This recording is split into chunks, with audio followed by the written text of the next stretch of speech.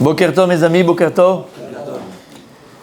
Même si c'est un jour difficile, très difficile pour l'âme Israël.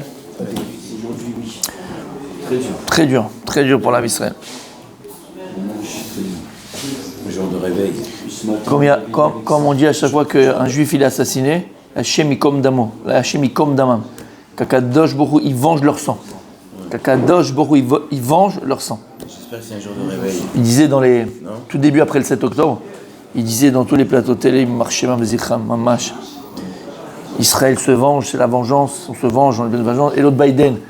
Et les Américains qui voulaient nous donner des leçons. Oui, on a fait une erreur. Il n'y avait pas un seul pour leur dire. On a fait une erreur. On a fait une erreur. Nous, après le 11 septembre, on a voulu se venger, mais c'est pas même se venger. Eux, ils ont tout massacré après le 11 septembre. Mais nous, on ne peut pas, tu vois, la vengeance. Les Français avec Mossoul. 4000 avec 4000 terroristes tués pour 10 000 civils. Pour 10 000 civils. Vous savez plus que ça. Le Inyan, il est juste. Le Inyan. Pardon, excusez-moi. Mais juste, je veux dire une chose. Parce que je continue à c'est le Par rapport aux milliers, les Américains, quand ils ont fait le débarquement en Normandie, ils ont mis 80 jours pour arriver jusqu'à Paris. Vous savez combien de civils ils ont fait? Bien sûr, même adresse, quand ils ont fait. 20 000 bien sûr. en 80 jours. Mais non, mais civils français. C'est quoi, oublie 45. Là, on parle de terrorisme, on parle il y a demain. Je veux dire, quand on dit Hachem Ikom Damam, c'est exactement ça. Oui, on se venge. Oui, on se venge. Et cette vengeance, c'est une justice. Non, mais c'est là la différence. Notre vengeance, nous, c'est une justice qu'on fait. Mais on se venge. Et c'est une justice. Bon, Kakadosh Borou, il est pitié de nous. Kakadosh Borou, il donne beaucoup de force à ce papa, Yarden Bibas. Que Dieu lui donne beaucoup de force. C'est inimaginable. Il vit tout seul une Shoah.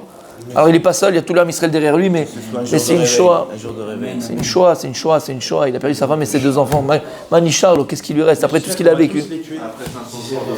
C'est ce qu'il y a sur les tours. Qu'Hachem, il est pitié de nous, qu'on s'améliore, Bezrat Hachem, qu'on puisse revenir le Mashiach et qu'on voit la vengeance d'Hachem. Omer Avot Alvavot, messieurs. Une autre raison pourquoi Kadosh Borou il a pas donné donc le salaire des mitzvot de manière méforeshet, de manière Détaillé. claire. Alors il dit une autre raison. Il dit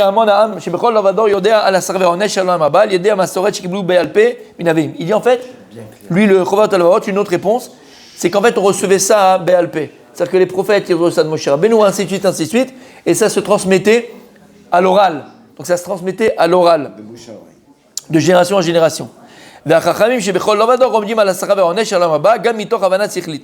Et il dit que les Chachamim, les sages en Torah, eux, ils savent, ils arrivent à comprendre et à savoir quel est le salaire de chaque mitzvah dans Olam Haba. De même, donc ça, en plus de ce qu'ils ont reçu de leur maître, c'est comme Moshe Rabbeinu. Mais la reine l'omatsu anivim les nachutz laskir oto befirush besifrehem. Et donc il dit c'est pour ça que les prophètes n'ont pas écrit méforash dans les versets quel est le sachar, quel est le salaire des mitzvot dans le olam haba. Comme chez l'omatsu les nachutz laskir arbe befirush mitzvot vechiyuvim. Puis je ça me voit la masoret chez Béalpé. Comme ils n'ont pas expliqué les mitzvot, on voit jamais que les prophètes ont expliqué les mitzvot. Lama, parce qu'ils se sont reposés sur la masoret, sur la transmission orale depuis Moshe Rabbeinu. Donc ça c'est une autre raison, c'est qu'en vérité, oui, on a su, on savait quel était le salaire des mitzvot Ba'olam Haba dans le monde futur, mais c'était de génération en génération, Bé'al Peh à l'oral, et aujourd'hui, il y a certains tzadikim qui peuvent savoir mamash quelle mitzvah elle amène quoi, et comme on a dit, le Harizal par exemple. Le Harizal, comme on a dit, il savait non seulement dans ce monde-là, pourquoi une personne elle avait mal au dos, elle avait mal au pied, elle avait mal quelque part, ou elle n'avait pas, au contraire elle allait bien, et il savait bidjouk ce que la personne devait travailler, ce qui lui manquait, ce qu'elle devait faire par rapport à Sodat Hashem et par rapport au Olam Haba. Demande de vous arrêter. Édouard. Ça, c'est une raison. Une autre raison nous donne le Chorot Alvavot. Pourquoi est-ce qu'on n'a pas le salaire des mitzvot? Et il dit Mipnei sha'am shekibel et Torah ya b'matzav shel sichlut va'avana mitzumtzemet b'oto zman. Il dit parce que le peuple qui a reçu la Torah, il était dans une situation psychologique de sichlut va'avana mitzumtzemet. Ils avaient une compréhension très réduite à ce moment-là. Kayadua mimash kadu batorah, de ce qui est écrit V'natan Hashem lachem lev lada'at ve'naim lirot ve'oznaim lishmoa ad hayom hazeh. C'est-à-dire que jusqu'à Matan Torah, il y a écrit dans le verset, où il y a écrit qu'Hachem, il dit, jusqu'à maintenant, je n'ai pas donné un cœur pour savoir, pour comprendre, des yeux pour voir et des oreilles pour écouter. C'est-à-dire que jusqu'à Matan Torah, l'homme Israël n'était pas apte, n'avait pas la faculté de comprendre les profondeurs de la Torah. C'est pour ça que jusqu'à Matan Torah, Kadosh Baruch Hu s'est comporté avec eux comme un père qui s'occuperait de ses, ou une mère qui s'occuperait de ses enfants, qui sont tout petits. Alors, un bébé, il peut marcher, il peut parler, il peut courir. Non. Et là, c'est la compassion que les parents ils ont pour l'enfant qui fait qu'on s'en occupe.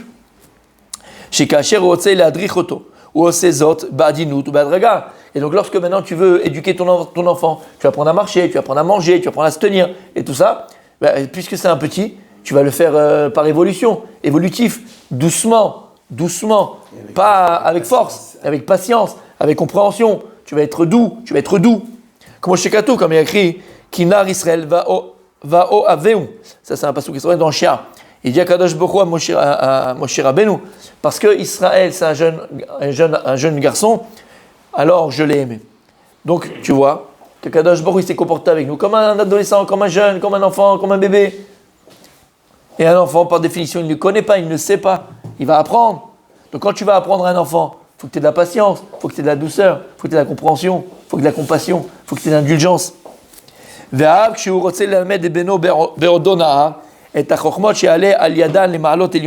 lorsqu'un papa ou une maman veut enseigner à ses enfants, un père veut enseigner à ses enfants, à son fils, d'accord, une intelligence de vie, pour qu'il puisse comprendre des choses vraiment, vraiment profondes de la vie, d'accord, ou de la Torah, et que l'enfant il n'a pas la maturité d'abord pour comprendre, encore pour comprendre.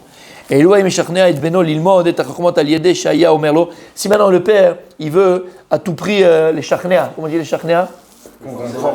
Non, convaincre. Il va à tout prix convaincre son enfant d'apprendre cette intelligence-là, d'acquérir cette intelligence. Et imagine s'il lui dit Kabel alecha et sevel yigiat ha'adracha ve'alimud, kedei shetale al yedekach el ha'ma'alot ha'yikarot ve'hachmadot. Regarde mon fils, si tu vas apprendre ça, ça va te rentrer une intelligence dans ta tête, ça va te servir pour la vie, mon fils. Tu vas être intelligent, tu vas pouvoir faire des bons choix, tu vas pouvoir faire des belles choses. Voilà le résultat si tu te mets, ça va être dur. Tu n'as pas forcément encore les moyens, ça va être compliqué, il faut que tu fasses beaucoup d'efforts. Mais sache que le résultat, il est extraordinaire. Parce que ça va te permettre d'acquérir une intelligence de vie. Imagine le papa, il dit ça à son enfant.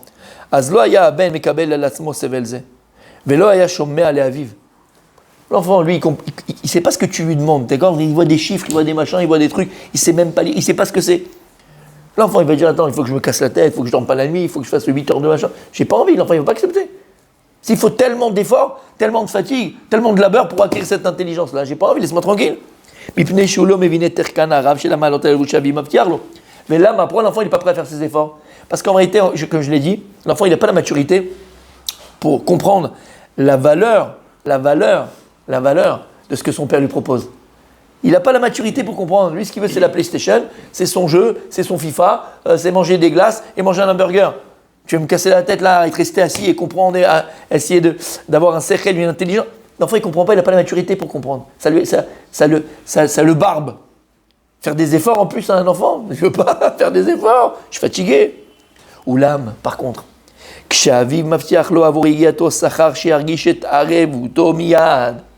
Mais par contre, si le papa il est intelligent et il dit à mon fils, regarde mon fils, si tu vas acquérir cette intelligence, là tu vas étudier, tu vas apprendre, tu vas avoir une capacité dans la vie de compréhension, d'analyse, de jugement qui va t'aider pour tout et dans tous les domaines de la vie, mon fils. C'est la clé de la réussite. Mais si le père maintenant, il va lui assurer un salaire, une récompense, où là l'enfant, ça lui parle. Cette récompense-là, elle lui parle. Il a un lien avec cette récompense-là. Ça lui fait plaisir. Il en a envie. Kegon, Ochel. Regarde mon fils, tu fais un passage, tu fais un daf de Gemara, on va au resto après. On va au resto. Ochel, mashke. Regarde mon fils, tu finis la maserhet. Regarde, jusqu'à Pessah, tu finis la maserhet. On fait, comment on appelle le jeûne des premiers-nés là. On fait sioum. Voilà, on a besoin de tout ça, tu fais. Petite maserhet, tu fais orayot, 13 dapis mon fils. Pour Pessah, je t'achète un costume. Et une bouteille de whisky. T'as vu mon tzaddik? Et Quand on le fait, tu vois, tu dors. une bouteille de whisky. Et oui, d'accord. Je t'amène au restaurant, je t'achète un beau costume pour Pessah avec cravate, costume, chaussures. Allez, mon fils. Ça, l'enfant, il comprend. Ça, l'enfant, il comprend. Ou mes vignes. Ça lui parle. C'est maintenant, c'est tout de suite. Je vais être beau, c'est concret. Il en a besoin. Un petit resto avec papa, c'est sympa. Tioul y a fait. Regardez depuis quand il a parlé le Chorot Al-Vavot. Tioul y a fait. Bien, tu regardes, mon fils. Tu m'amènes, t'as 6 mois là, le premier trimestre. En trimestre, c'est 3 mois. D'accord? Tu m'amènes le bulletin et tout ça. Tu as les bonnes notes, comme il faut, des bonnes appréciations. On fait 2 jours, on va au Hermon, on fait du ski. La carotte. Tioul y a fait. Mais ça, il comprend, l'enfant. Tioul y a fait, il veut le faire, l'enfant. T'imagines, tu dis au gosse, regarde, mon fils, si tu. Hein, machin, je t'amène à. Je l'attendais ça. Je l'ai dit ou je. On a compris. À la montagne, à la montagne. Non, la Vegas, il veut l'enfant. Mais non, je t'amène voir le Rav Steinman. Ah bon, d'accord, papa. D'accord. Ok, bon. À part ça, t'as quelque chose à me proposer, papa? C'est sympa, c'est bien, mais bon, je veux dire, d'accord, ok. Mon fils, je t'achète un chasse. Hein? C'est bien de faire des conditions comme ça avec le fils. C'est des carottes, c'est pas des conditions. La fille aussi. T'entends pas ce qu'il dit Robot à la vote? C'est pas que c'est bien, il faut. C'est une motivation. Toujours il attendra quelque chose. Vechayotse. Non, mon tzaddik, écoute bien. Écoute bien. Vechayotse basé. Vechayotse basé. Et tous ces exemples. Ve'aviv me'ayem alav be'onesh yarish et tsaro miyad. Et par contre, l'inverse, c'est que maintenant, le père, pour essayer que son fils y soit et qu'il accepte, et qu'il soit pas. Non, attention, dans l'inverse. Attention si tu m'amènes un mauvais bulletin, d'accord? Un mauvais bulletin. Attention si t'as pas fini, t'as pas fini la macérette, t'as pris sur le fil la macérette pour le sioum des Bechorot. Enfin, attention à toi, tu le finis pas. Dans l'autre sens, il dit leur pareil. Il faut comment on dit Sermonner. non, les ayem, alors. Le menacer, il dit. Et quoi, menacer avec des choses concrètes. Pas de menacer, écoute, attention à toi, hein, à ta bar mitzvah. Mais ça c'est en 5 ans la bar mitzvah, quel rapport maintenant? Et à ton mariage, il n'y a pas de mariage. De quoi tu parles? Quelque chose de maintenant. Il dit Kegon, bon alors ça c'est d'accord. Il dit Rav. Il dit la famille, mais bon. La famille c'est quoi? C'est qu'il n'a pas de dessert par exemple.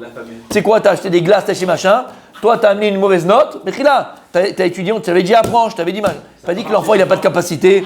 On parle pas d'un enfant qui n'arrive pas. Il me l'a mis toute la patate. Il a été au bout de lui-même. Il n'a pas une bonne note. Ça peut arriver. Non, on parle d'un. On lui a dit révise. Non, tac, il était dans les jeux, dans les machines. Il n'a pas voulu. Alors c'est quoi? T'es plus mis de dessert. Khosser al-Bacha, tu voulais ces baskets, je sais pas ces baskets, tu n'auras pas ces baskets. Non, mais tout le monde tu n'auras pas ces baskets. Tu ne fais pas dire que tu es pourri. Je t'avais prévenu, tu finis à ma serrette, on avait fait un contrat ensemble. Tu veux pas, tu n'auras pas les baskets. Machin, tu n'auras pas de machin. Faut menacer.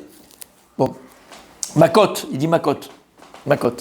Parfois, c'est bon, petite fessée. Toute petite fessée. D'accord?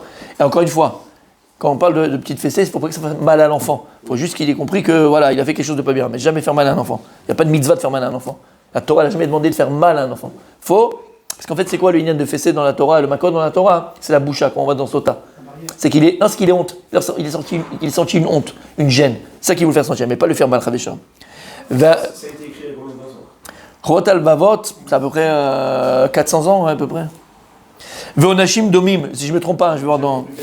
Venosaf al-kach aviv shmirner oto berayot muchashiot ou beochachot gluyot amitiot shaben somech alen. Ou bien, et il faut essayer de montrer, prouver à l'enfant de manière concrète que ça va l'aider. Concrète. Alors, toi tu vois très très loin, mais de manière concrète, essayer de montrer dans la vie de sa vie déjà de tous les jours, à l'école, avec ses copains, avec les gens, avec les machins, que ça va l'aider dans sa vie de tous les jours. Si tu arrives à faire ça, automatiquement l'enfant, alors pas automatiquement, mais il aura plus de facilité en tout cas, que l'enfant il accepte toutes ces conditions et ses conseils de papa ou de maman. Et lorsque l'enfant il va arriver à une maturité, il va devenir 18 ans, 20 ans, une maturité, l'enfant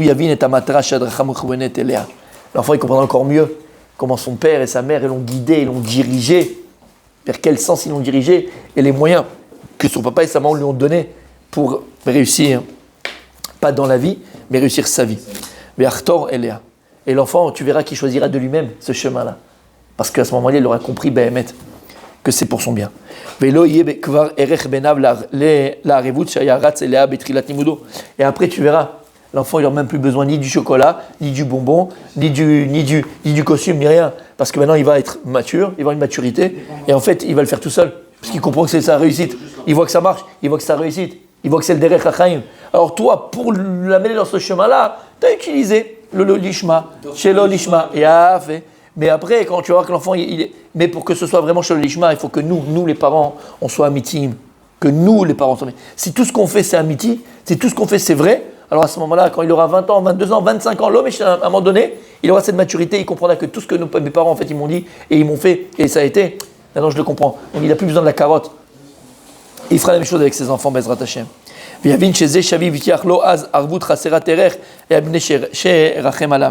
en fait, lorsque il se rendra compte que bon, son père, il lui a promis des choses et tout ça, des fois que c'était un petit peu du Spielberg, du 3 dimensions, et quelque chose qui était vraiment, papa et maman, ils ont vraiment monté la mousse, d'accord? Un peu monté la mousse, quoi. Ouais, il comprendra en fait que parce que papa et maman, ils avaient tellement rachmanou, tellement de compassion pour lui, mes parents, ils voulaient tellement que je réussisse ma vie, que parfois, bon, ils ont un petit peu exagéré, d'accord, sur ce qu'ils me disaient, un peu exagéré.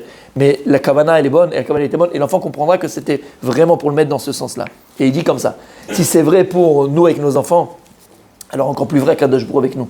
Vechen aboré barach, comme ça Dieu il fait avec nous. Kshirasa les charnea et ta'amol à avod auto, lorsqu'Akadosh Baruch Hu a voulu, nous, les charnea, encore une fois, je m'écris là. Merci. Lorsqu'Akadosh Baruch Hu a voulu nous convaincre le peuple juif de le servir, et d'étudier la Torah, de faire les mitzvot, de le servir, Iftiach lahem sachar veifrid otam be'onesh yargishu otom yad. Donc Akadosh Baruch Hu, tout de suite, il nous a dit des onashim, on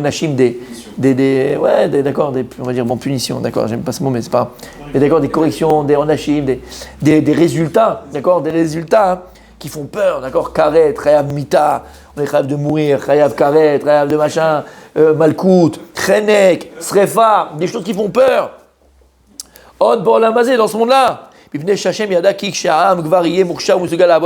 Parce qu'Hachem, il savait qu'au début, c'est pas grave si vous avez peur, mais il savait que lorsqu'on allait gagner cette maturité-là en étudiant la Torah, en écoutant la Kadosh Baruch Hu, alors on va gagner nous, à Israël, en maturité. Alors en vérité, tout ce que j'ai dit, on le comprendra de nous-mêmes. Et tout ce on est, toutes ces lignes-là, finalement, on comprendra la beauté de la Torah. On comprendra la splendeur de la Torah. On comprendra les conseils, comme on a dit, les mitzvot. Le Zohar, il dit, mitzvot, c'est etzot. Mitzvot, ce sont des conseils. Le Zohar, il dit, ce sont des conseils d'Hachem. Et quand on va gagner en maturité, quand on va étudier, quand on va faire des midrashim, quand on va faire de la Gemara, quand on va faire de la halakha, quand on va faire du Zohar, quand on va faire du Ben Ishraï, quand on va faire tout ça, on comprendra finalement que... mais en fait, Kadosh Baruch Hu, il a dû, bon voilà, nous pousser vers Hachem, qu'est-ce qu'il veut qu'on réussisse notre vie. Et donc on comprendra tout seul que, bien sûr, sans la Torah, comment j'aurais réussi ma vie? Comment j'aurais réussi ma vie? Et donc toute cette peur qu'on avait au départ, du Onesh, pas du Onesh, la Irata, Onesh, on n'a plus, c'est fini, on a passé de stade, on est Be'ahava, on est Besimcha, parce qu'on comprend que c'est le plus beau cadeau que Dieu nous a donné pour réussir sa vie de couple, sa vie de papa, sa vie de maman, sa vie professionnelle, sa vie, de réussir sa vie. Et il termine et il dit, V'idkavnu la'avod et Hashem eman shemo yitbarach. À ce moment-là, bien sûr qu'on va tous servir Kadosh Baruch Hu que pour lui, ni pour le Sachar et ni pour le Onesh. En fait, c'est ça qu'il dit le Rav. Pour Hashem, il n'a pas ni le Sachar ni le Onesh, il a que le Onesh, pas le Sachar. C'est que finalement, Kadosh Baruch Hu nous pousse à étudier, nous pousse à le servir, d'accord? Parce qu'on n'a pas encore la maturité de comprendre que bon, c'est la vie, c'est ça notre vie. Et bien une fois que tu es dedans et que tu comprends et que tu étudies et que tu vas Be'ezrat Hashem développer la Torah en toi, faire réaliser la Torah en toi, finalement, tu n'as même plus besoin que Kadosh Baruch Hu, tu te lèves le matin pour la tefila, tu fais ceci, tu fais cela, tu le fais de toi-même, tu vas courir. Tellement que tu vas voir que la Torah, ce qu'elle t'apporte dans ta vie, tu as une vie complètement différente. Tu penses différemment des autres, tu parles différemment que les autres, tu fais des choses différentes que les autres. La Torah, elle te transforme. Le seul but que tu as, en fait, finalement, tu arriveras à cela, c'est de s'attacher à Kadosh Baruch Hu. Et tu comprendras, quand tu vas faire tes courses, quand tu vas avec ton épouse, quand tu vas en vacances, quand tu es en train d'étudier, quand tu es au ton travail, n'importe quel domaine de la vie, tu vas comprendre que tout est là et tous les moyens que Dieu me donne pour s'attacher à lui.